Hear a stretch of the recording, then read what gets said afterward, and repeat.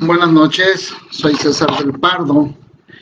La situación política en el Estado es completamente difícil.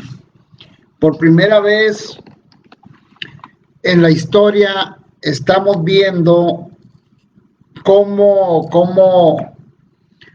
se degradó la política, ¿no? Todos los partidos políticos se convirtieron en espacios para una clase política completamente degradada, en donde lo mismo puedes ver gente del PRI en el PAN que gente del PAN en el PRI, lo mismo puedes ver que Morena critica a lo del PRIAN y puedes ver a lo del PRIAN en Morena. Es decir, estamos en medio de una degradación política como nunca antes. Por ejemplo, uno hablaba de que los del PAN, que eran partidos conservadores, etcétera, etcétera, que lo del PRI era un partido que reivindicaba el nacionalismo revolucionario, y le podías poner todo lo que tú quisieras de calificativos, y podrías hablar de una izquierda a veces medio fracturada, descompuesta, deformada, y algunas veces hasta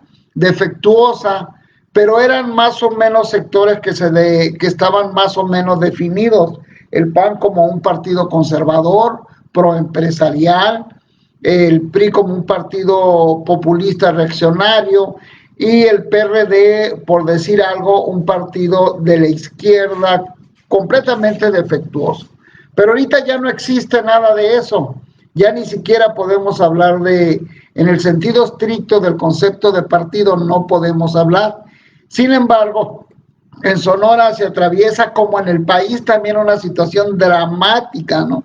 Dramática, en donde prácticamente la gente ya no sabe qué es lo que se puede hacer o por quién votar. Sin embargo, creo yo que sí hay alternativas que se tienen que presentar. Por ejemplo, la creación de candidaturas independientes, que en realidad es una verdadera trampa, sabiendo los partidos y sus institutos electorales que hay un rechazo a la clase política y a los partidos. Inventan las candidaturas independientes, pero les ponen una serie de trabas para que no te puedas registrar. En medio de esa cerrazón política creada por las mafias partidarias, surgió una forma innovadora que se llaman candidaturas no registradas. Las candidaturas no registradas es una especie de protesta prepolítica, como lo es, por ejemplo, el abstencionismo. Cuando la mayoría de la población se abstiene y decide no votar, lo hace porque es una forma de manifestar su rechazo a los partidos. Y cuando la gente decide formar candidaturas no registradas, también significa un rechazo y una negación a los partidos y a la clase política. Sin embargo, esto no puede quedar a ese nivel. Para lograr la constitución de partidos y la participación electoral pasó mucho tiempo en el país, muchas luchas que no se pueden olvidar. Los movimientos del siglo pasado, desde antes del 68, por ejemplo, los movimientos de los ferrocarrileros, de los médicos, de los maestros, que surgió, por ejemplo, los movimientos estudiantiles, que culminó en el 2 de octubre del 68, fue un movimiento pujante. Antes del 68, en 1964, hubo un asalto a un cuartel militar en Madera, que se le conoció como el asalto a Cuartel Madera, como una referencia al asalto de Cuartel Moncada de Cuba.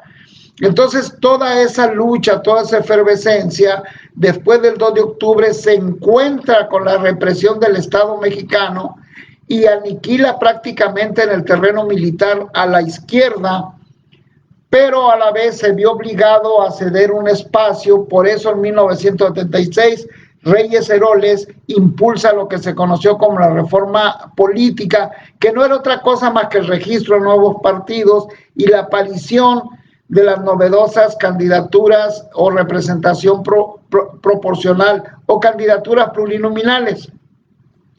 En resumen, lo que se logró en ese tiempo es que la izquierda tuviera una representación y una participación parlamentaria, de tal manera que el panorama político nacional estaba representado por sectores liberales, conservadores, una ala de la izquierda. Ahí surgió y tuvo su participación el Partido Comunista Mexicano, el Partido Mexicano de los Trabajadores y el Partido Revolucionario de los Trabajadores, básicamente, ¿no?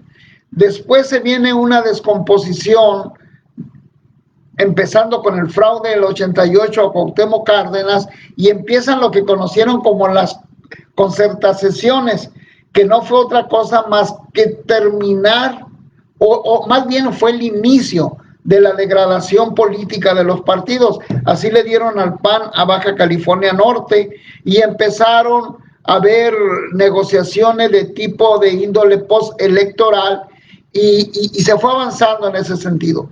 Pero a la vez se fue degradando de tal forma la participación política que ahorita ya no saben ni quién es quién. Todas las luchas esas que hizo en el siglo pasado, la izquierda revolucionaria, se echaron a perder porque se degradó la política de tal forma que ahorita no sabemos ni por quién votar. Es completamente ridículo que lo de Morena le tiren al PRIAN si los PRIANes están adentro y controlando Morena. Entonces es una capirotada o un guacamole de la clase política que tomó por asalto todos los partidos, de tal manera que todos los partidos perdieron identidad, conceptos, ideología, etcétera, etcétera, ¿no? En ese contexto, en Sonora tenemos que ser muy prácticos y en el país también de lo que está pasando. Por ejemplo, ¿cuál es el problema más grave que ha habido en los gobiernos? Yo recuerdo que mucha gente ha criticado a los gobiernos priistas, pero en el tiempo donde se dio el más alto grado de corrupción en los gobiernos priistas es cuando tenían el gobierno central también.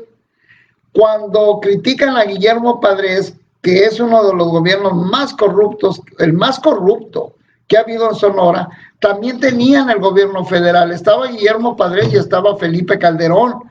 Ahorita estamos en una situación muy parecida, en donde los grupos padresistas no solamente se quedaron prácticamente con la mitad del control de Morena, sino que incluso el candidato de Morena, en este caso el doctor Alfonso Durazo, viene siendo el posible sujeto que vuelva a tener las riendas o el contacto con el gobierno central y él tener el control del gobierno estatal. Es decir, podría ser que surgiera un gobierno sumamente corrupto y autoritario, dado a que no hay contrapesos.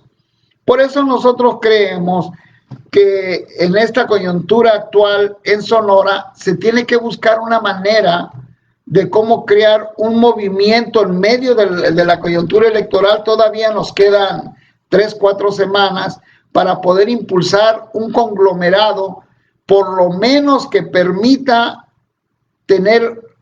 trate de influir para que se genere un frente antihegemónico, es decir, que se pueda formar un frente que evite que la candidatura que encabeza Morena no pueda acceder al poder. Y no es un problema personal esto, ni es un problema de índole emocional. Es un problema de equilibrio político. A toda la ciudadanía no le conviene que no existan los contrapesos. En ese sentido, un gobierno hegemónico podría ser un grave problema para la sociedad sonorense y en cualquier entidad donde esté la misma situación. Entonces, en ese contexto, nosotros tenemos que buscar una manera de hacer una política agresiva, en el buen sentido, una política atrevida en el buen sentido, una política inteligente que permita pues crear un gobierno, digamos, de consensos, un gobierno que no sea monolítico, que no esté un partido, que estén varios partidos, asociaciones, organizaciones de masas, activistas, etcétera, etcétera, con la idea de crear un gobierno plural y antihegemónico.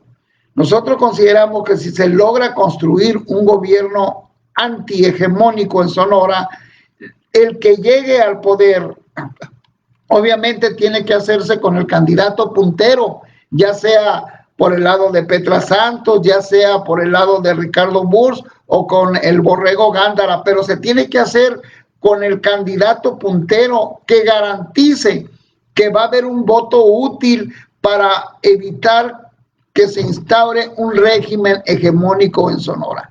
Nosotros tenemos que tener la valentía, el atrevimiento de hacerlo. No podemos caer en el, ¿cómo le podría decir? En el chantaje de que somos del PRIAN. Si los del PRIAN tienen el control de los dos bloques, tanto el que tiene Durazo como el que tiene el de Ernesto Gándara, ahí en las dos partes, la mayoría, los que tienen el control son los del PRIAN. Con la diferencia que uno está distante, por ejemplo, del poder central, pero también está con el Movimiento Ciudadano. El Movimiento Ciudadano también tiene esencias básicas del PRIAN. No nos olvidemos que Carlos de León era panista y es un tipo conservador, autoritario, que le encanta también el poder, pero también Ricardo Burs viene del PRI. Es decir, no hay quien pueda reclamar a quién, si los que van de punteros son hijos de la misma madre. O sea, todos vienen del PRI. Es mentira que nos quieran engañar, que si tú te vas por este lado o por el otro, eres de tal o tal bloque. Son mentiras. Es la misma clase política. Entonces nosotros consideramos pues que es muy importante que le empecemos a entrar a una discusión que la gente le ha tenido miedo. Es necesario pensar. Si no tenemos el cuidado de pensar, se va a crear un gobierno hegemónico. Aquí hay un problema gravísimo. Nadie ha querido tocar el problema del medio ambiente, nadie ha querido tocar el problema por ejemplo, de las mineras, el problema de la inseguridad, el problema, por ejemplo, de la falta de servicios, el problema de la negación del derecho de información. Por ejemplo, el que tiene el primer lugar de la censura informativa y de transparencia es el Ayuntamiento de Hermosillo. No puedes checar nada ahí, los tienen bloqueados. Entonces, es un menú o una conjugación de demandas que puede generar un programa, para llamarlo de una manera más estricta en el sentido político. Por ejemplo, la liberación de los presos políticos, donde están los compañeros de Obregón, donde está Fidencio Los Yaquis, el problema, por ejemplo, de las candidaturas independientes, que es un derecho democrático también, el problema del nepotismo, el problema de la no reelección, el problema de la contaminación en los mares. O sea, hay toda una serie el derecho a la vivienda, el derecho a vías ordinarias, digamos, de alguna manera. ¿Cómo es posible que en Hermosillo, por ejemplo, hay calles donde no se pueda transitar, mientras donde no hay casas se están haciendo grandes bulevares que no tienen otra idea más que crearle plusvalía a esos terrenos? Entonces, por todo eso, consideramos que es necesario empezar a tratar de formar un gobierno de consenso, un gobierno antihegemónico en Sonora. Tenemos muy poquito tiempo para definir esto. Si no lo hacemos, creo yo que será un gobierno sumamente corrupto, sumamente autoritario, y no es por una cuestión individual ni por un asunto emocional, es porque es estructural, no tiene contrapesos. Entonces nosotros tenemos que tener la delicadeza y la inteligencia de buscar la manera de cómo hacer un gobierno antihegemónico en Sonora, sin ningún pudor. Nadie nos puede decir nada, nadie nos puede acusar de nada, porque los tres son iguales, los tres punteros tienen el mismo origen. Aquí el problema es de cómo manejar el aspecto político que permita hacer contrapesos para que los reclamos sociales tengan mejor cabida. Es el juego que nosotros tenemos que hacer nosotros en medio del proceso electoral. Lo que decide, lo que quiere hacer por ejemplo, los intereses económicos que tiene Durazo, Borrego o Burs, ellos han vivido de la política, se han hecho millonarios de la política, pero eso no tiene nada que ver con nosotros. Nosotros estamos en otra perspectiva y la única manera, por ejemplo, el gobierno central dice que no quiere tener nada que ver con organizaciones e intermediarios y miente, odia a las asociaciones civiles, y Morena surgió de una asociación civil, y los intermediarios son los servidores de la nación y los funcionarios son los intermediarios entre ellos y el recurso y el presupuesto. En realidad son mentiras, es un gobierno autoritario, centralista. No es que odia a las organizaciones, es que quiere tener todo el control. Ese es el problema, y eso lo saben los líderes campesinos, los líderes mineros, los líderes urbanos, etcétera, etcétera. Y entonces nosotros en ese contexto tenemos que buscar una manera de cómo poder defender nuestros espacios sociales y políticos. Creo yo, pues, dejo este video, lo dejo, ojalá que lo analicen, que lo reenvíen, que lo comenten, y podemos hacer historia pretendiendo influir para que un gobierno hegemónico no llegue a Sonora. Muchas gracias. Soy César del Pardo Escalante, dirigente de la Central Unitaria de Vivienda.